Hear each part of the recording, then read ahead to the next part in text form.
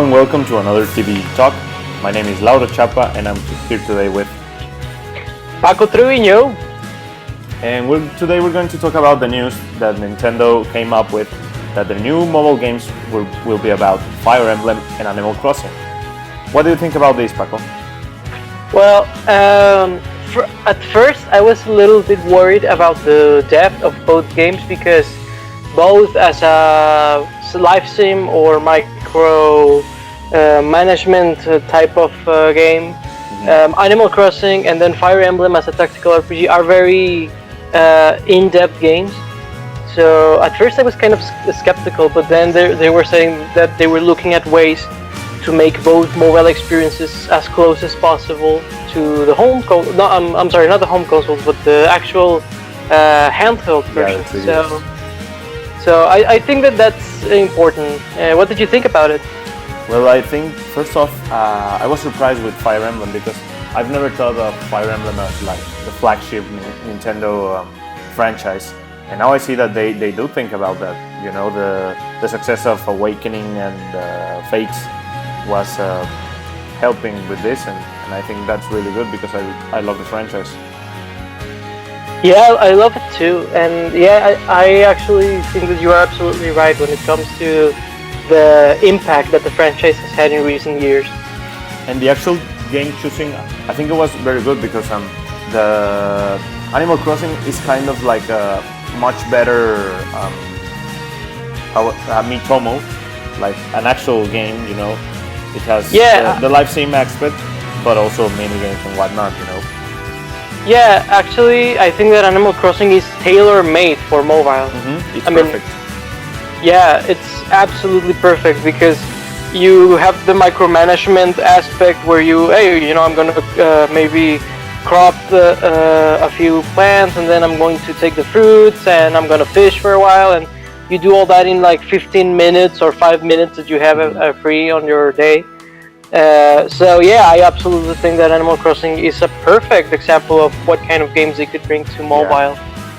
And about Fire Emblem, I think they're going to have to water down a lot of the aspects of the game. Like the last one had a very heavy story, really long campaigns. So I think they're gonna have to tone it down a lot. Yeah, absolutely. I think that they're going to basically throw out the window the story. Like, you have a kingdom and you're gonna fight other kingdoms, and there you go. That's your story. And actually, I would draw parallels between this transition to what Age of Empires went through. Yeah, I was going to say that. Yeah, that definitely they're going to keep the main idea, but overall you will notice things like, this is a bit too watered down when compared to the actual 3DS games. But at the same time, if the game feel is similar enough, I definitely see a community growing around it. Yeah, I think that if the game stays with the core, the Fire Emblem games we know to love, there's gonna be a community around it, and the fans are gonna be pleased. Yeah, I definitely think that they can bring the game feel, but the only thing that I'm worried about in terms of comparing Fire Emblem to what they would be bringing to mobile is the turn-based aspect. And what I mean by this is that many of this sort of kingdom games usually have like turns in terms of it's my turn and I'm going to go up through your kingdom and you will see the aftermath of that fight. And what you do is you prepare your kingdom to that fight, but you don't actually witness it as it is happening. So they can go with a route of there's like a solo game, where you do small missions and whatnot, and there's a multiplayer game where you attack another person, but it's like real turn-based. Like you do your turn and you cannot play until the other guy plays his turn, Oh, okay, I see what you mean. Like maybe a war that will spawn maybe about like a few days or whatnot. Yeah, you will take a lot of time because if you're not like with him and telling him like, hey, it's your turn, it's going to take a long time, but it's a solution, I think. Yeah, and maybe like give you, I don't know, like 6 hours to answer, and if not, maybe you win like, or whatever. yeah, or the war is over or whatever. But yeah, I see what you mean. Yeah, they could do that. I mean, it would definitely be a change from Fire Emblem, but if it's going to be over the internet, that's inevitable. Yeah.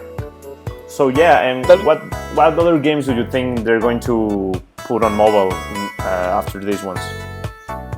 Let's see, which one would lend themselves. I think that Pikmin would lend itself nicely to a mobile. I don't know. I'm under that impression. And you know, I'm going to say, you know, like their puzzle titles, like maybe Dr. Mario. Yeah. Although that wouldn't be too like impressive because it's just going to be Dr. Mario. Yeah, it's going to be like the same. Yeah, that's like the easiest sports that we've talked so far. I was thinking about like an F-Zero. You know, it's a perfect time to revive the franchise. Yeah, but what would you do with F-Zero though? Like an actual F-Zero, you know. There's popular games like Need for Speed or Asphalt on the phones. But the problem with those is that they make like gasoline like be these time-consuming things where you can pay for the gasoline, and I would really hate to see that happen to F-Zero. Well, I hate to see that happen to any Nintendo game, you know. That's a problem with lots of free games on phones. No, but for example, with Pokemon Shuffle, I felt like 5 lives for like, I think it's 5 hours or something like that. It's quite decent, but you mentioned Need for Speed, and I think that one's like 24 hours after a couple races, if you don't want to pay. And I think that's a bit too excessive, in my opinion. Yeah. And I mean, if Nintendo brings F-Zero, I would like it to integrate other aspects of mobile gaming, but maybe microtransactions wouldn't quite work with F-Zero. Maybe they can charge for it, you know, the game. Oh, I definitely think that they're going to charge for a few of those. Like Fire Emblem, I think that it's almost a given that they will charge for that one. If they don't, what do you think they'll do with the microtransactions? Pay for better units, maybe? Like advance quicker? Yeah. Do you think they'll do like whole new characters and whatnot, or they'll bring like Mart and Ike, Roy? I don't think that they will bring anybody. I think that they will have like maybe an avatar like Robin or Corrin be your leader, and the rest will be like generic fighters, you know, like their classes but generic versions of themselves. I was thinking they could maybe bring 1 or 2 characters because they're gonna have to bring defense somehow, don't you think? Yeah, but at the same time, Fire Emblem has never quite been about the protagonists. The protagonists change like every few games, save for Marth.